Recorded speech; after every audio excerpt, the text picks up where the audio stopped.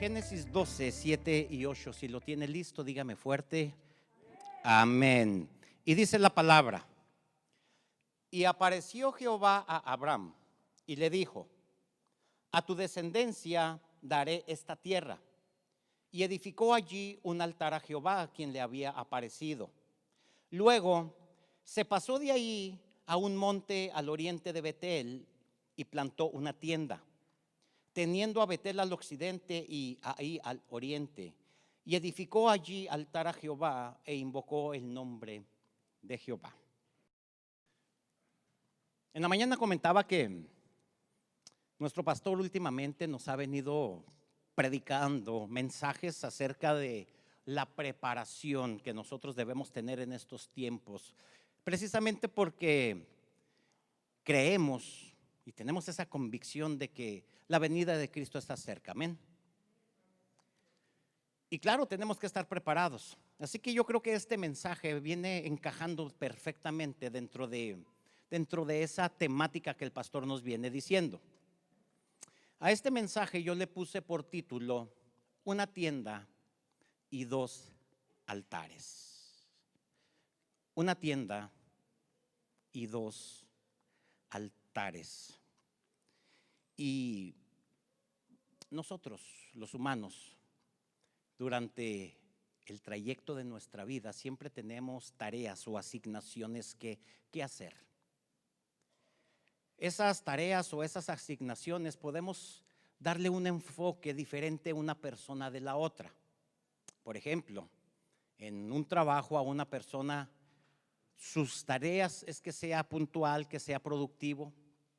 Dentro de una familia le van a pedir que su tarea sea un buen esposo o una buena esposa, que sea un buen hijo, que sea un buen padre. Pero para algunas personas esa misma tarea puede ser una exigencia, para otros puede ser un privilegio. En el ámbito espiritual, en las cosas de Dios es exactamente lo mismo. Hay quienes piensan que Dios exige mucho. Hay quienes piensan que Dios exige que tienes que venir a la iglesia. Para otros, el estar en la casa de Dios es un privilegio. ¿Cuántos dicen amén? Para unos, una exigencia es el Alex como da lata, que levantemos las manos, porque lo ven como una exigencia. Para otros es un deleite, es un privilegio levantar nuestras manos. Para unos es una exigencia adorar, para otros es un privilegio adorar al Rey de Reyes y Señor de Señores. Para unos es una exigencia ayunar. ¿Cuántos están ayunando el día de hoy? Amén, estamos en un ayuno, toda la congregación. Para algunos es una exigencia, para otros es un privilegio poder ayudar. Y así como en la sociedad, como en una familia, también la iglesia, dentro de la iglesia tenemos tareas. La iglesia también pide gente fiel y gente servicial, gente que sirva. Para unos, repito, podrá ser una exigencia, para otros es un privilegio. Para otros es un privilegio servir a Dios. Yo estoy aquí parado y para mí es un privilegio, siempre lo ha sido. Es un privilegio estar aquí, es un privilegio servir a Dios, es un privilegio estar en la puerta, es un privilegio estar en el estacionamiento, es un privilegio estar con los niños, es un privilegio ser servidor de altar, es un privilegio dirigir, es un privilegio tocar, es un privilegio predicar la palabra. Pero hay quienes lo ven como una exigencia. Y dependiendo de ese enfoque que nosotros podamos darle a las cosas de Dios, es como podemos verlo como una exigencia o como un privilegio. Abraham, en el pasaje que acabamos de leer, es cuando Abraham llega a la tierra que Dios le había prometido. Dios le había prometido a Abraham una tierra. Pero recordemos que Abraham había nacido en un lugar llamado Ur de los Caldeos, un lugar idólatra completamente, pagano. Ellos no conocían a Jehová, ellos no conocían al Dios creador de los cielos y de la tierra, ellos tenían otros dioses. Así que por lo tanto podemos entender de que Abraham no conocía a Dios. Pero Dios, dentro de ese pueblo pagano, dentro de ese pueblo idólatra, Dios fija su mirada en Abraham y lo escoge. Y no solamente lo escoge, le habla. Y no solo le habla, le da promesas.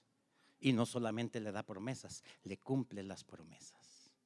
Así que en este momento, cuando Abraham llega a este pasaje que acabamos de leer, que llega a esa tierra, Abraham está experimentando el cumplimiento de las promesas de Dios. Dios le había dicho: vete de tu tierra y vete de tu parentela, sal de la casa de tu padre a una tierra que yo te diré. Y es en este momento cuando Abraham llega a esta tierra. Y dice la Biblia que levanta una tienda y levanta 2 altares. Para Abraham no era una exigencia levantar 2 altares y una tienda, era un privilegio. Así que Abraham, cuando está ahí, cuando llega a ese lugar prometido, Abraham tiene ese grande privilegio. ¿Por qué? Porque es un privilegio, hermano. Primero, que Dios nos escoja. La Biblia dice que Dios nos escogió desde antes de la fundación del mundo. Ese es un privilegio, el cual tuvo Abraham. Es un privilegio que Dios nos hable al igual que Abraham. Es un privilegio que Dios nos dé promesas. Pero es un privilegio mayor cuando experimentamos el cumplimiento de las promesas de Dios.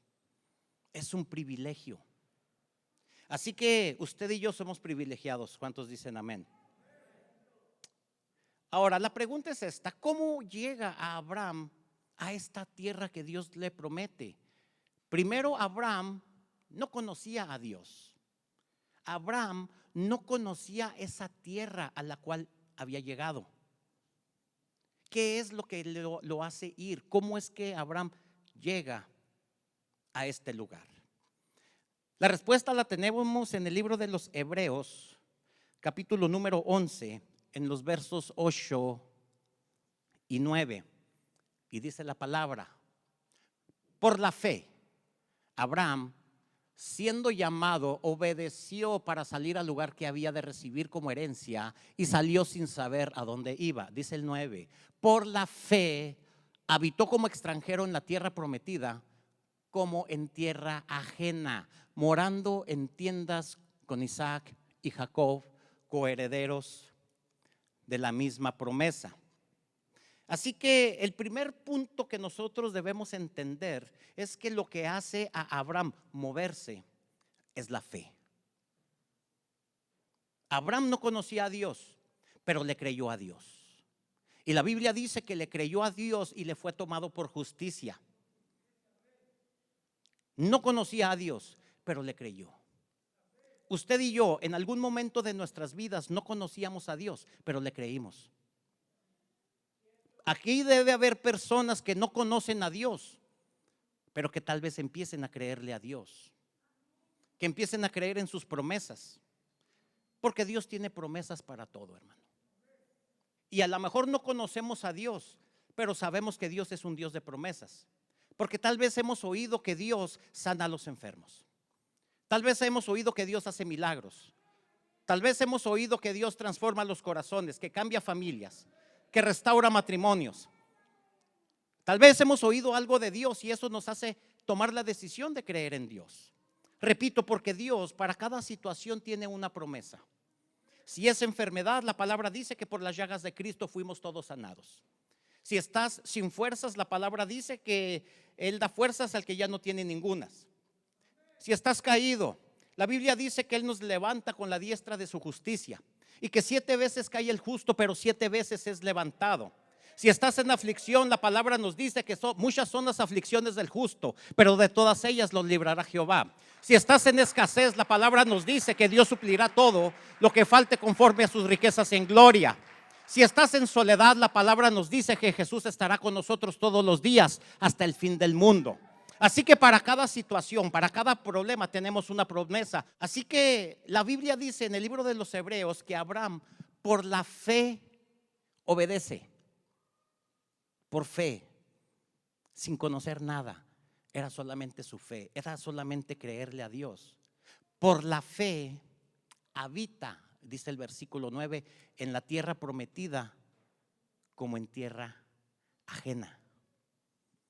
Pero tal vez nosotros pasamos por alto cuando dice que mora o que habita en la tierra prometida como en tierra ajena. ¿Por qué como en tierra ajena?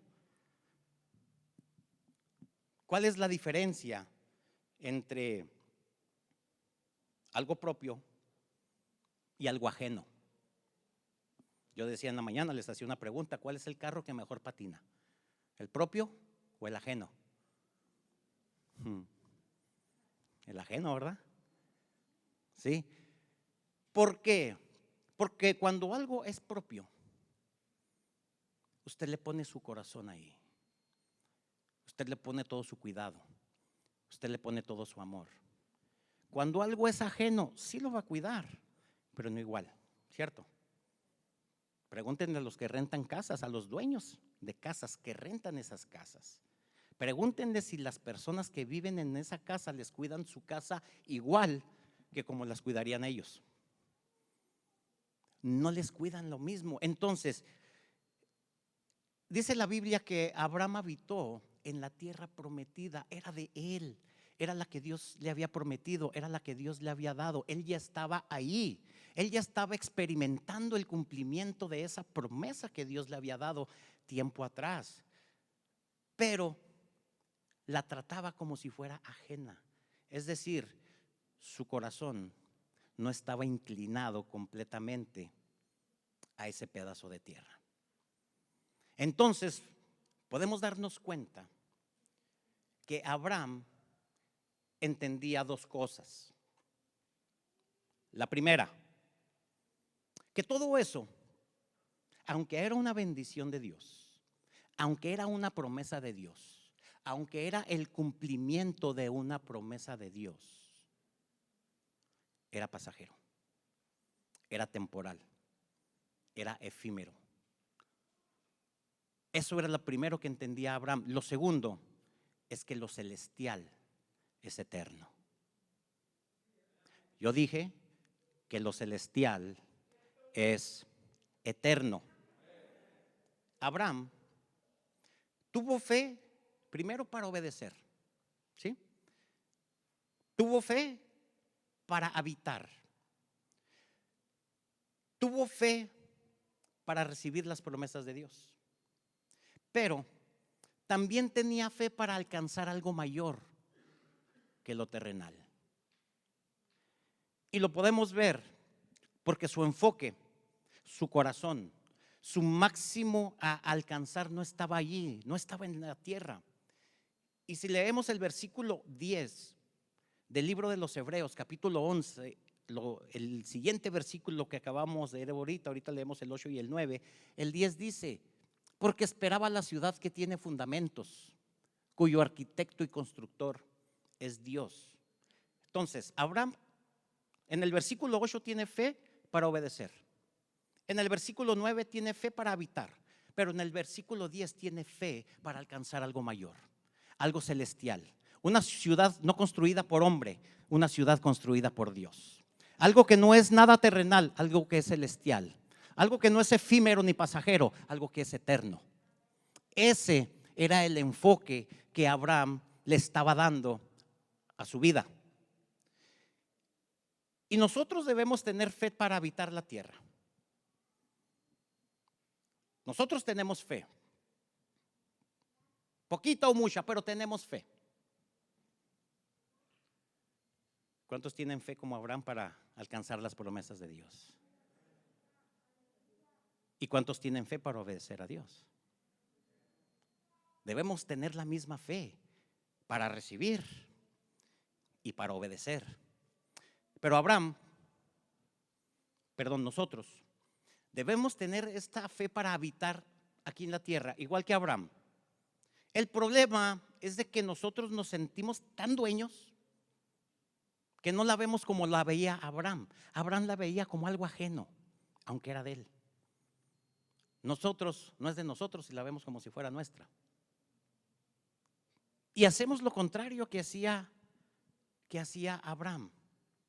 Nosotros debemos vivir por fe en esta tierra, pero una fe inquebrantable, una fe que sea una constante día a día, una fe que sea una constante situación tras situación, una fe que sea constante en las buenas y en las malas, porque en las buenas es fácil tener fe.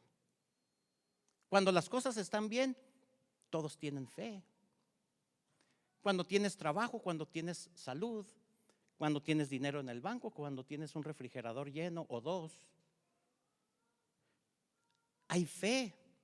Pero ¿qué pasa con la fe cuando vienen las circunstancias difíciles? ¿Qué pasa con tu fe cuando el doctor te dice que no tienes esperanza o que tu familiar no tiene esperanza de vivir? ¿Qué pasa con tu fe? Es ahí cuando la Biblia dice que Dios prueba nuestra fe para ver si lo que nosotros pensamos que es fe realmente es fe o no. El apóstol Pablo dice que hay una fe fingida. Y si el apóstol Pablo dice que hay una fe fingida, por lo tanto hay una fe genuina. Pero ¿qué pasa con la fe? ¿Para qué es la fe? La fe es para habitar en esta tierra, pero no solamente eso. La fe, digo, debe ser inquebrantable. Porque ¿qué va a pasar con tu fe si tú estás esperando un milagro y el milagro ocurre? ¿Qué pasa con tu fe? ¿Aumenta tu fe o se detiene tu fe? Tú dices, bueno, ya pasó el milagro, pues ya no necesito fe. No, tu fe debe ser una constante. Ahora, ¿qué pasa con tu fe si no viene el milagro? Mucha gente se enoja con Dios porque no vino el milagro. Mucha gente deja de ir a la iglesia. Mucha gente se sale del camino de Dios. ¿Por qué? Porque no vino el milagro que estaba esperando. Porque su fe se movió, porque su fe se quebró, porque su fe se cayó o porque realmente nunca hubo fe. Pero la fe no es solamente para habitar aquí en la tierra, hermanos. La fe es para llegar hasta el cielo. El apóstol Pedro, en su primera carta, en el capítulo 1 y en el versículo 9 nos dice, obteniendo el fin de vuestra fe, que es la salvación de vuestras almas. Ese es el fin de vuestra fe.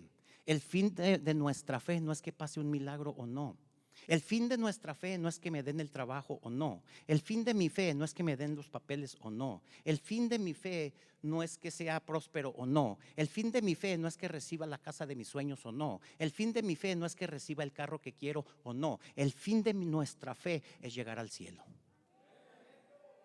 Porque el cumplimiento de esa palabra dice que es la salvación de vuestras almas. ¿Sabe cuándo la vamos a ver? La vamos a experimentar cuando estemos en el cielo.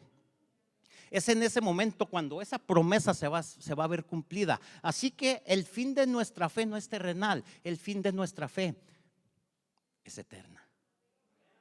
El fin de nuestra fe no es efímera, es celestial, no es terrenal, es espiritual. Entonces, Abraham, podemos darnos cuenta de que él entendía eso, de que lo celestial es eterno y lo terrenal es pasajero. ¿Por qué nos vamos a dar cuenta? Si nos regresamos a Génesis capítulo 12, versículos 7 y 8, que fue el pasaje inicial que leímos, nos vamos a dar cuenta por qué Abraham desde un principio él estaba enfocado más en lo eterno, más en lo espiritual que en lo terrenal.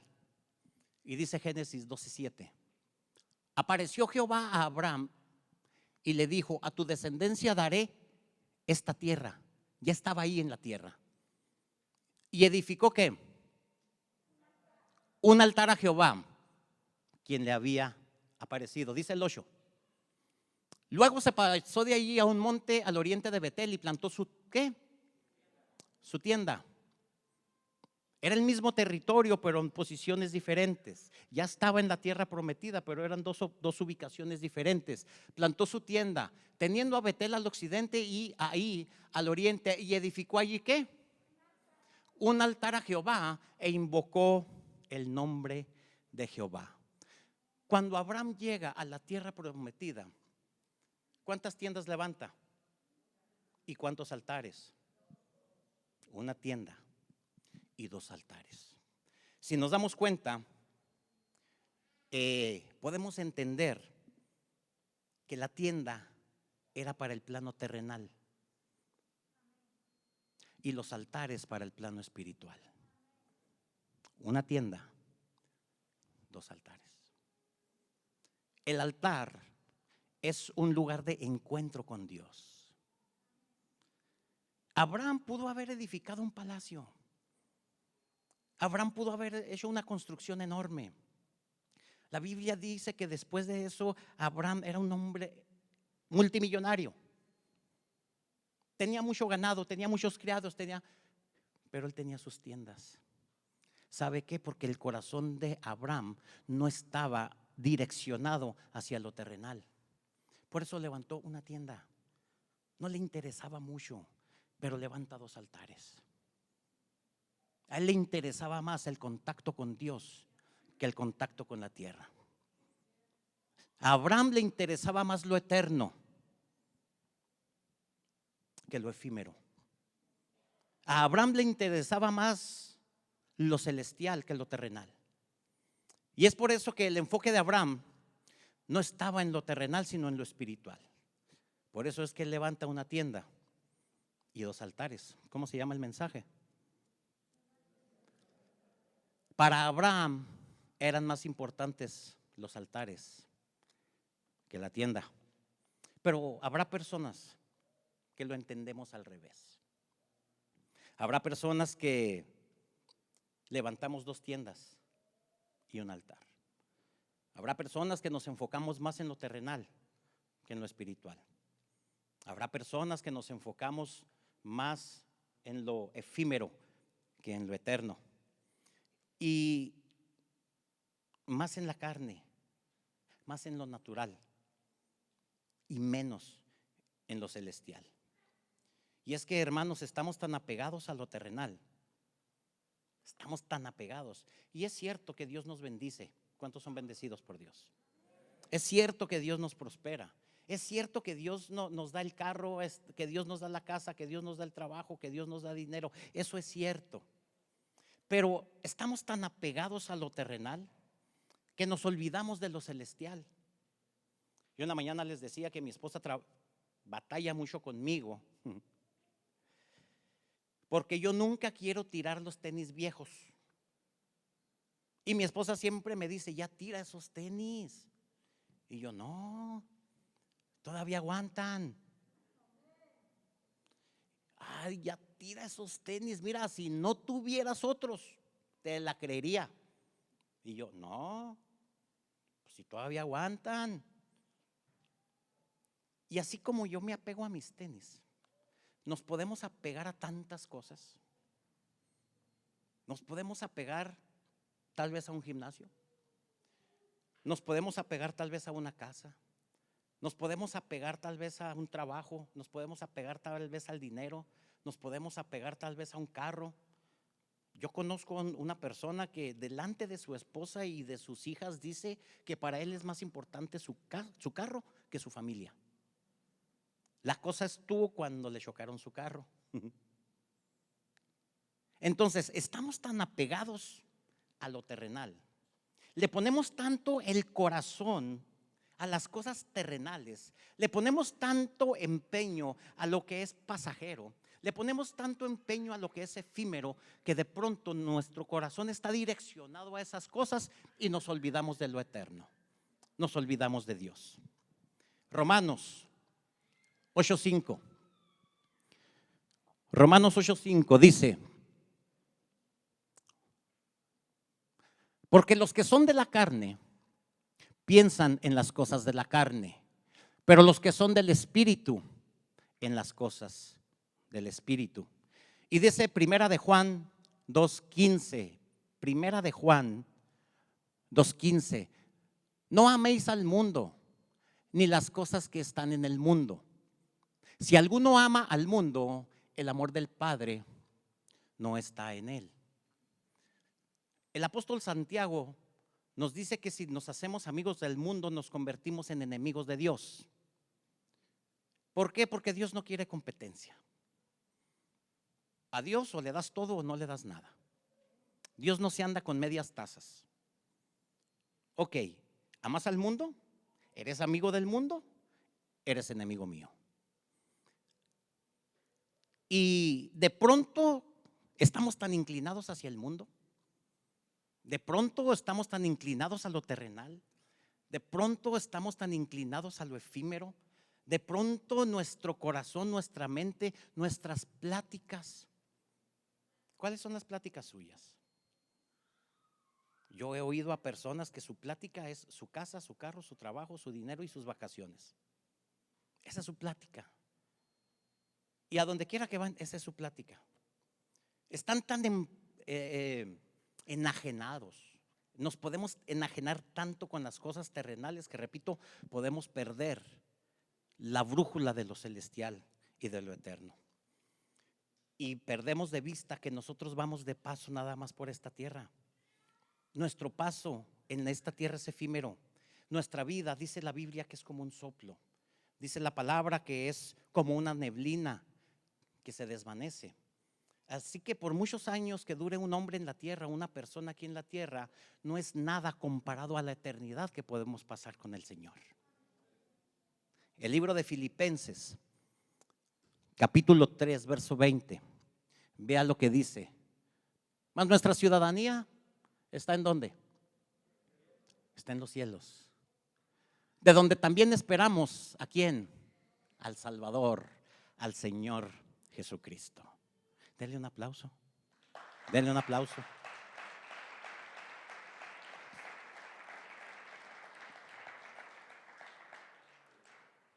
Así que la proporción de Abraham al levantar tiendas y altares era de 2-1. El doble de altares que de tiendas. Y la pregunta sería, ¿cuánto de nuestra vida, cuánto de nuestro tiempo dedicamos más al altar que a la tienda? ¿Cuánto de nuestro tiempo en un día cotidiano dedicamos más a lo terrenal que a lo espiritual? ¿Cuánto del tiempo en un día usted pasa en Facebook? ¿Cuánto del tiempo en un día usted pasa orando?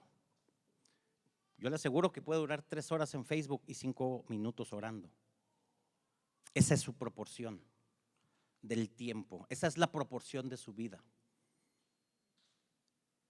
Esa es la proporción de nuestras vidas. Esa es la proporción de nuestro tiempo. Abraham estaba claro lo que él quería, estaba claro en lo que él buscaba. Y nosotros debemos tener esa claridad para poder decir, yo voy a dedicar más de mi vida, yo voy a dedicar más de mi tiempo a las cosas eternas.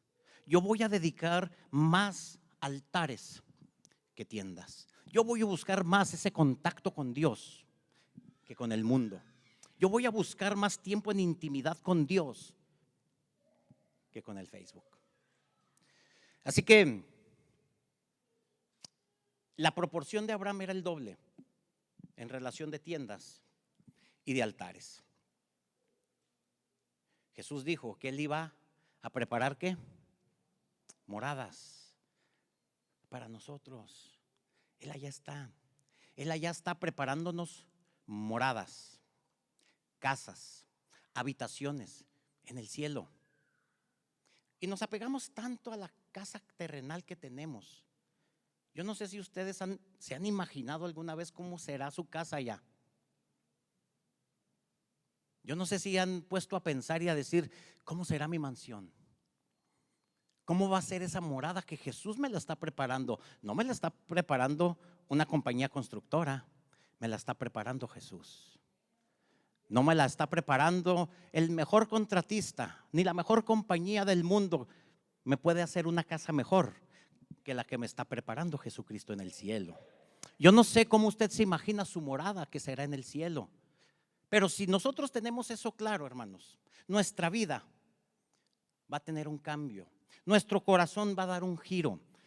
Y vamos a hacer lo que hizo Abraham: una tienda y 2 altares, entendiendo lo que el Espíritu quiere hablarnos, de que nos enfoquemos más en las cosas de Dios, de que nos enfoquemos más en las cosas eternas, de que nos enfoquemos más en las cosas que son invisibles. El apóstol Pablo dice que las cosas que se ven son temporales, pero que las que no se ven son eternas.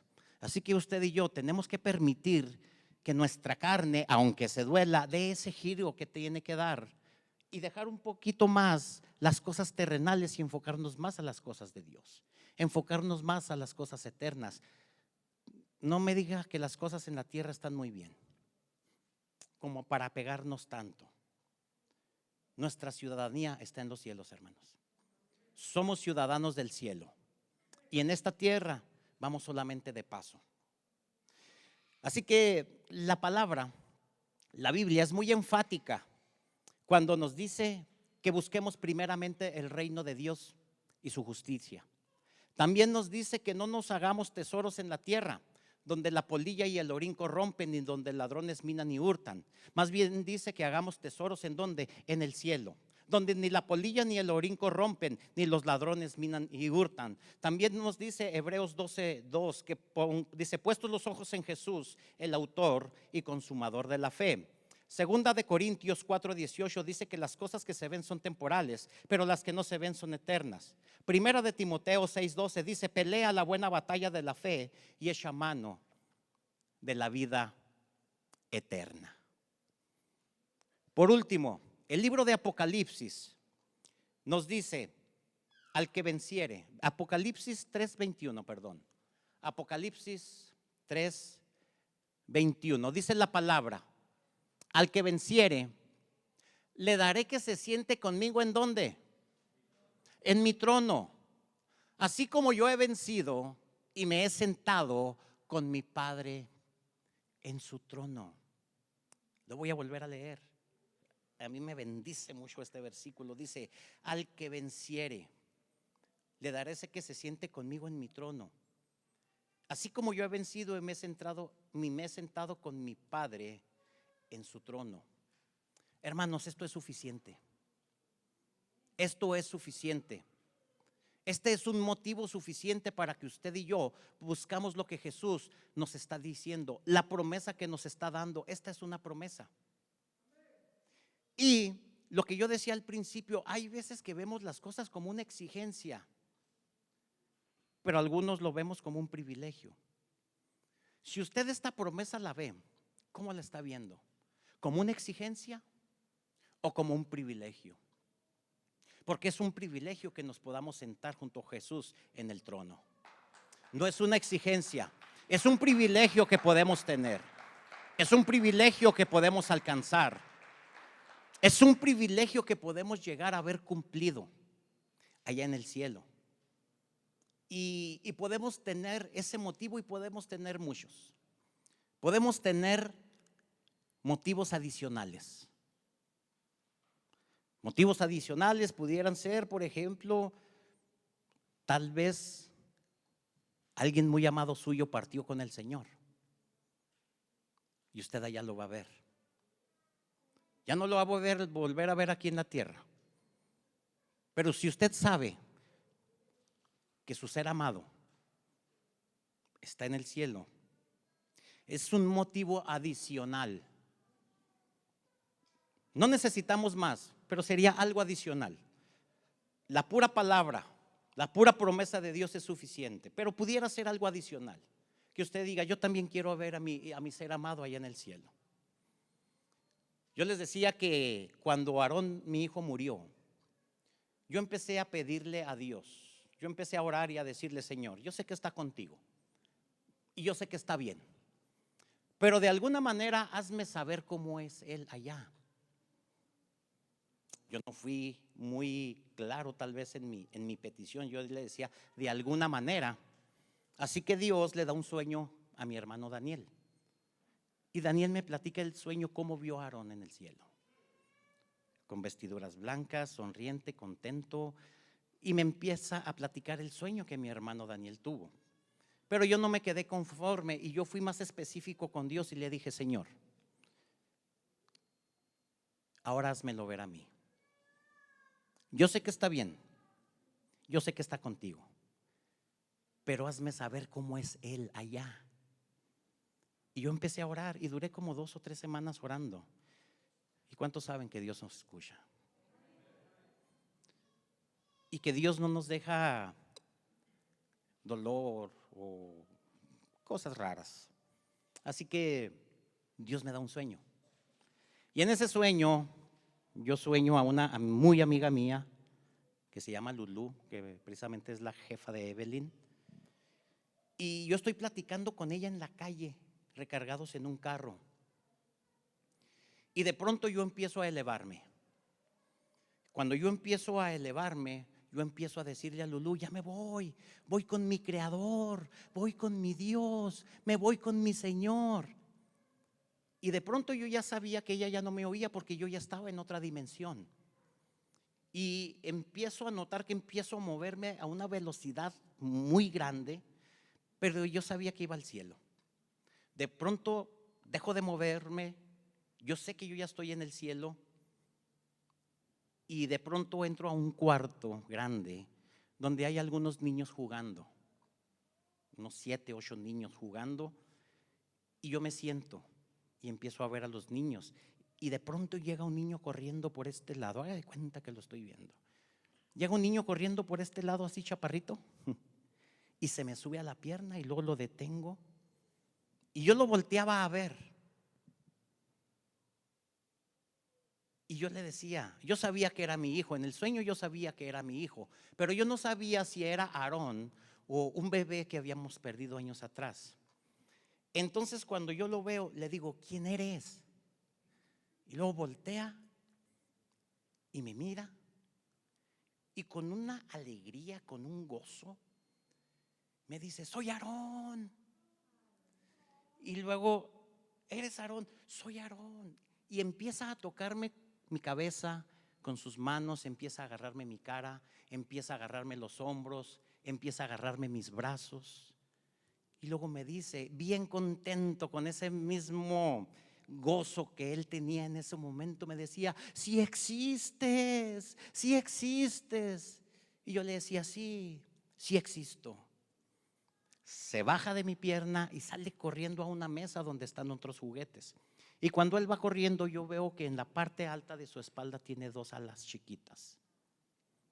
Yo me levanto y camino hacia donde él está jugando con los juguetes. Me paro detrás de él y empiezo a tocarle con mis dedos sus alas. Y en ese momento desperté. Me levanté muy contento, me levanté muy alegre, porque Dios me había dado la oportunidad de ver a mi hijo en el cielo. Y para mí, déselo fuerte.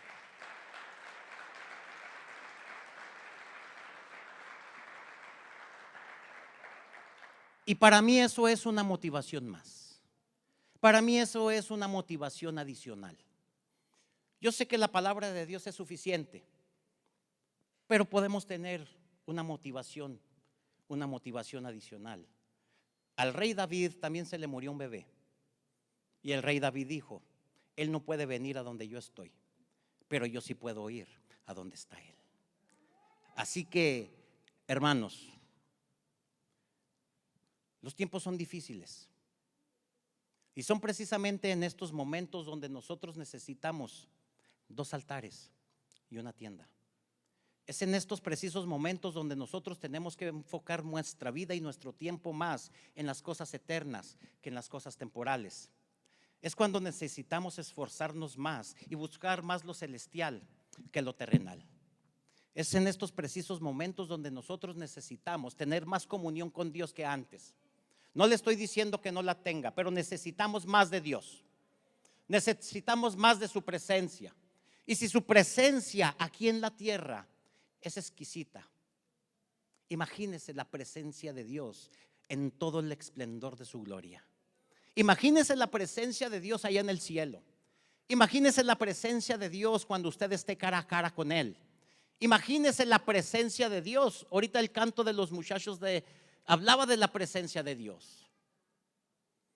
Y nosotros podemos sentir la presencia de Dios en este plano terrenal.